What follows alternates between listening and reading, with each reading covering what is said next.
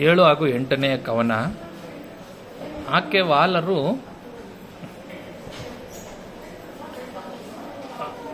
ವಾಲರು ಭೀಷ್ಮ ವಿದುರರು, ಸಾಕು ನೀವೆಲ್ಲರೂ 104 ಆ ಕುಮಾರರು ಬೇರೆ, ನೀನಿಹುದೊಬ್ಬ ಬೇರೊಂದು ನೂಕಿ ಸೊರಳು ಮಾಡಿ ಬಿಟ್ಟರೆ 4 ಜಾವದೊಳಿಹರು, ಮರುದಿನ ವಾ ಕುಮಾರರು ತಮ್ಮೊಳಗಂದ ಒಂದಾಗಿಹರು ಕೆಳೆಯಾಗಿ.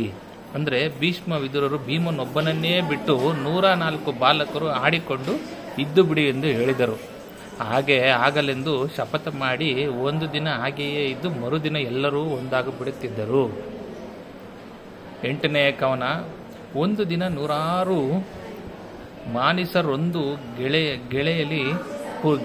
ಗೆಳೆಯಲಿ ಪುರದ ಹೊರಗಿಹುದೊಂದು ಟಾವು ಪ್ರಮಾಣ ವೃಕ್ಷವ ಕಂಡು ನಡೆತರಲು ಬಂದು ನಿಂದರು ಕೋಲು ಬಿಸುಟಿ ವೃಂದ ಹತ್ತುತ್ತ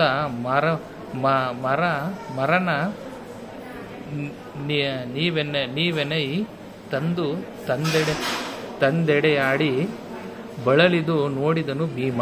ಅಂದರೆ ಒಂದಾನೊಂದು ದಿನ 106 ಜನರು ಸ್ನೇಹದಿಂದ ಮಾತನಾಡುತ್ತಾ ಊರ ಹೊರಗೆ ಯಮುನಾ ನದಿಯ ದಡದಲ್ಲಿ ಇದ್ದ ಪ್ರಮಾಣವೆಂಬ ಅಂದರೆ ಆಲದ ಮರದ ಬಳಿಗೆ ಬಂದರು.